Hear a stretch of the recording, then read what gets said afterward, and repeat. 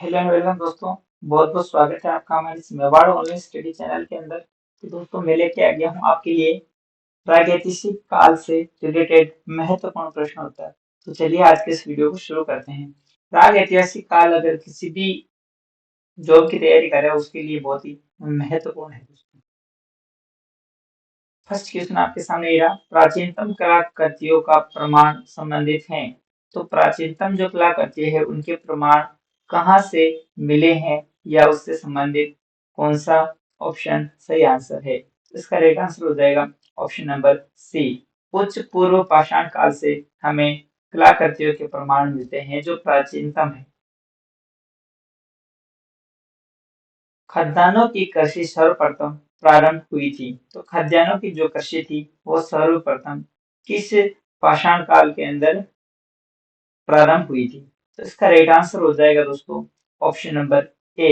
नव पाषाण काल के अंदर खाद्यान्नों की कृषि सर्वप्रथम प्रारंभ हुई थी। दक्षिण भारत की बृहत पाषाण समाधियां संबंधित हैं। तो दक्षिण भारत की जो बृहत पाषाण समाधियां हैं वो इन चारों में से किससे संबंधित हैं। इसका राइट आंसर हो जाएगा ऑप्शन नंबर डी। लौह काल से संबंधित है जो दक्षिण भारत की बृहत पाषाण समाधियां है वो। भारत में मानव का सर्वप्रथम साक्ष्य कहाँ मिलता है। तो भारत के अंदर मानव का सर्वप्रथम साक्ष्य इन चारों ऑप्शनों में से कहाँ से मिलता है। तो इसका राइट आंसर हो जाएगा दोस्तों ऑप्शन नंबर डी, यानी नर्मदा घाटी की जो पर्वत श्रेणियां या नर्मदा घाटी है वहां से हमें भारत के अंदर सर्वप्रथम मानव का साक्ष्य प्राप्त होता है। निम्न पूर्व पाषाण काल के मानव के बारे में निम्नलिखित में से कौन सा तथ्य सही नहीं है। तो आपको ये बताना है कि पूर्व पाषाण काल के अंदर मानव के बारे में कौन सा कथन या फिर कौन सा तथ्य सही नहीं है। तो इसका राइट आंसर हो जाएगा अपना ऑप्शन नंबर ब, यानी वह कोर उपकरणों का प्रयोग करता था। ये कथन सही नहीं है क्योंकि वह पालिशदार कुल्हाड़ी का प्रयोग करता था। ये भी सही है। पशुपालक था। ये भी सही है। वह लघु पाषाण उपकरणों का प्रयोग करता था। ये भी सही है। लेकिन वह कोर उपकरणों का प्रयोग करता था। ये तथ्य सही नहीं है। सिंहावल एक पुरास्थल है। तो सिंहावल एक किस श्रेणी का पुरास्थल है। तो इसका राइट आंसर हो जाएगा अपना ऑप्शन नंबर ए। पूरा निम्न पूर्व पाषाण संस्कृति का ये पुरास्थल है सिंहावल। लंबवत पुरातात्विक उत्खनन के द्वारा किसी संस्कृति के इनमें से किस पक्ष का विशेष ज्ञान होता है। तो ऐसी कौन सी संस्कृति है जिसका विशेष ज्ञान हमें लंबवत पुरातात्विक उत्खनन के द्वारा होता है। तो इसका राइट आंसर हो जाएगा ऑप्शन नंबर डी। संस्कृति के काल मापन का जो ज्ञान है वो हमें लंबवत पुरातात्विक उत्खनन के द्वारा होता है। इसके अंदर क्वेश्चन नंबर 8 है, मध्य प्रदेश में प्राग ऐतिहासिक शिला चित्र कहाँ पाए गए हैं। तो मध्य प्रदेश के अंदर जो प्राग ऐतिहासिक शिला चित्र है वो इन चारों ऑप्शनों में से कहाँ पाए गए हैं। तो इसका राइट आंसर हो जाएगा दोस्तों भीमबेटका के अंदर ये जो प्राग ऐतिहासिक के जो शिला चित्र हैं वो पाए गए हैं। और भीमबेटका ये सभ्यता अपनी कहाँ हो जाएगी, मध्य प्रदेश के अंदर हो जाएगी। अल्मोड़ा के निकट लखोडिया पर लाल रंग से उकेरी गई जो मानव आकृतियां मिली हैं वो किस काल की हैं।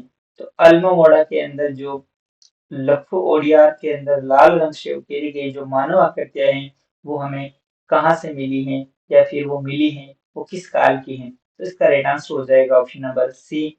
पाषाण काल की ये मानव आकृतियां हमें मिली है। कहाँ से मिली है, अल्मोड़ा के निकट लघु ओडियार लखो ओडियार के अंदर ये लाल रंग से उकेरी गई थी ये प्रतिमाएं या आकृतियां। राख का टीला निम्नलिखित किस नवपाषाणिक स्थल से संबंधित है। तो राख का जो टीला है दोस्तों वो अपने ऑप्शन नंबर सही हो जाएगा बी, यानी संगनकल्लू के अंदर हमें राख का टीला निम्नलिखित नवपाषाणिक स्तर से संबंधित है। ये जो ऑप्शन नंबर बी अपना सही आंसर हो जाएगा। संगनगल्लू के अंदर राख का टीला। बृहत पाषाण स्मारकों की पहचान की गई है। तो बृहत जो पाषाण स्मारक हैं उनकी पहचान किसके द्वारा की गई है? उनकी पहचान अपने ऑप्शन नंबर बी सही हो जाएगा। मृतकों को दफनाने के स्थान के रूप में की गई है बृहत पाषाण स्मारकों की पहचान। निम्नलिखित में से किसे फलक संस्कृति कहा गया है? तो फलक संस्कृति किसको कहा गया है? तो इसका राइट आंसर हो जाएगा दोस्तों ऑप्शन नंबर बी। मध्यपुरा पाषाणिक संस्कृति है उसे फलक संस्कृति कहा गया है। मानव श्मशानों में कुत्ते दफनाए गए थे। मानव श्मशानों के अंदर कुत्ते दफनाए गए थे। तो कुत्ते कहाँ पे दफनाए गए थे? इसका राइट आंसर हो जाएगा ऑप्शन नंबर बी। ब्रुज होम के अंदर मानव श्मशानों के साथ में कुत्ते भी दफनाए गए थे। कुत्ते दफनाए गए थे। ठीक है दोस्तों।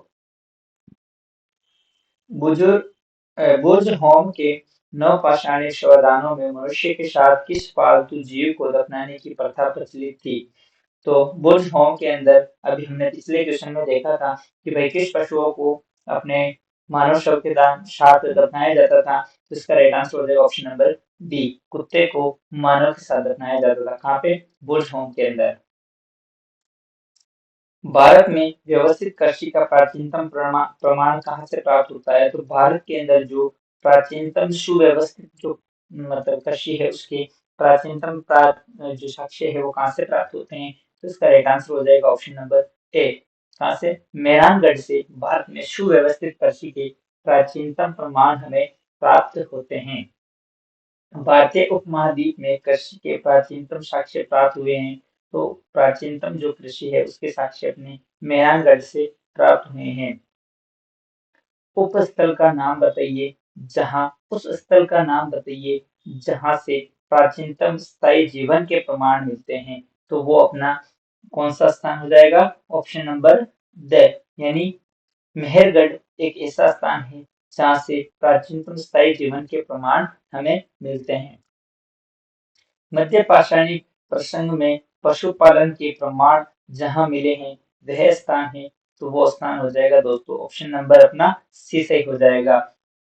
कहाँ से? आदमगढ़ से हमें क्या मिला है? मध्य पाषाणिक प्रशासन में पशुपालन के जो प्रमाण है वो हमें आदमगढ़ से मिलते हैं।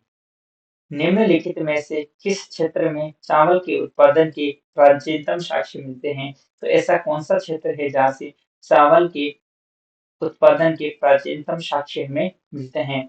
तो इसका राइट आंसर हो जाएगा दोस्तों ऑप्शन नंबर बे। बेलन घाटी के अंदर से हमें चावल के उत्पादन के प्राचीनतम साक्ष्य हमें मिलते हैं।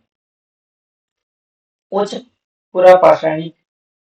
पुरापाषाणिक युगीन हड्डी की बनी मात्र देवी की प्रतिमा कहाँ से प्राप्त हुई है? तो इसका राइट आंसर आप चारों ऑप्शन देके हमें कमेंट बॉक्स में दे सकते हो। तो इसका राइट आंसर हो जाएगा दोस्तों ऑप्शन नंबर डी यानी बेलन घाटी जो उत्तर प्रदेश के अंदर है दोस्तों। वहां से हमें क्या साक्ष्य मिलते हैं?